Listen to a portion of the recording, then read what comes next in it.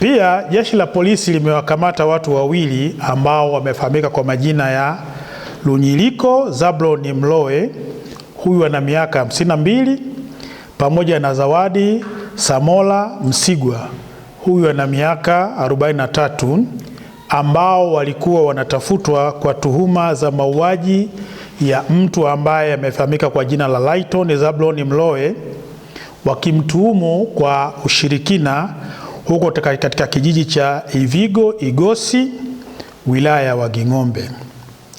Watuhumiwa hawa walitekeleza mauaji hayo siku ya tarehe 10 mwezi wa 6 2026, na baada ya kuwa wamekamatwa wamehojiwa na wamekiri kutekeleza mauaji hayo, na hatua za kuwafikisha katika mahakama zinaendelea.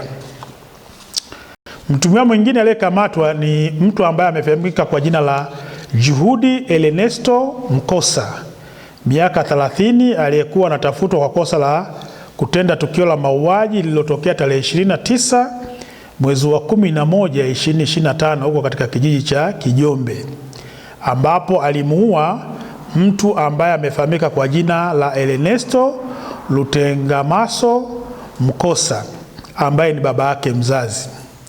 Katika mahojiano ya awali, mtuhumiwa amekiri kutenda kosa hilo toka tarehe 29 mwezi wa 11 2025, na mara upelelezi utakapokuwa umekamilika wa vitu vingine, basi na yeye atafikishwa mahakamani. Lakini sababu halisi iliyopelekea mtuhumiwa huyu kuweza kutekeleza mauaji hayo ni kumtuhumu mzazi wake ushirikina, na kwamba mke wake alikuwa akibeba ujauzito unaharibika mara kwa mara.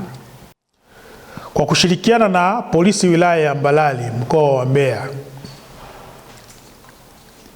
limefanikiwa kumkamata mtu ambaye amefahamika kwa jina la Joseph Mapinduzi Kalinga, miaka 21, mkazi wa Kinyanambo A Mafinga, akiwa na pikipiki MC 803 EUN aina ya King Lion, aliyokuwa anatafutwa kwa kosa la wizi wa pikipiki uliotokea hapa mkoani Njombe. Kwa watuhumiwa wote hawa, mara baada ya upelelezi kuwa umekamilika, watafikishwa katika mahakama kwa ajili ya hatua zingine. Aidha, kikosi cha usalama barabarani mkoa wa Njombe kimeendelea na utoaji wa elimu kwa madereva, wamiliki wa vyombo vya moto, abiria na wananchi katika makundi mbalimbali juu ya umuhimu wa kufuata na kuzingatia sheria za usalama barabarani ili kudhibiti ajali. Kufuatia hatua hizo, jumla ya madereva 6586 walikamatwa kwa makosa mbalimbali ya ukiukwaji wa sheria za usalama barabarani. Kati yao madereva 6585 waliandikiwa faini, na dereva mmoja ambaye amefahamika kwa jina la Idrisa Amlani Luvanga amefungiwa leseni yake baada ya kusababisha ajali akiendesha basi namba T 580 ENT kampuni ya Manning Nice inayofanya safari zake kutoka mkoa wa Dar es Salaam kwenda mkoa wa Ruvuma na kupelekea majeraha kwa abiria waliokuwa katika basi hilo. Dereva huyo atafikishwa mahakamani upelelezi ukikamilika. Ya Wanging'ombe siku ya tarehe 30 mwezi wa 6 2026 ilimhukumu mtuhumiwa ambaye anafahamika kwa jina la Zakayo Brighton Nyazala, miaka 40, kifungo cha miaka 4 jela baada ya kupatikana na hatia la kosa la kuua bila kukusudia, tukio lililotokea mwezi Machi 2025, kesi namba 91 2025 ya husika.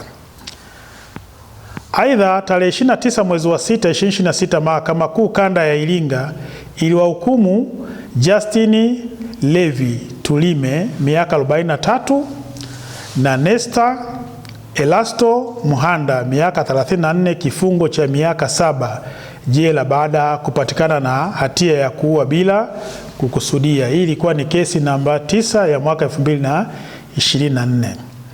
Lakini tarehe 25 mwezi wa 6 2026, Mahakama Kuu Kanda ya Iringa iliwahukumu Michael John Guivar miaka 21 na Justin Victor Mahundi miaka 21 kifungo cha miaka 10 jela baada ya kupatikana na hatia ya kuua bila kukusudia.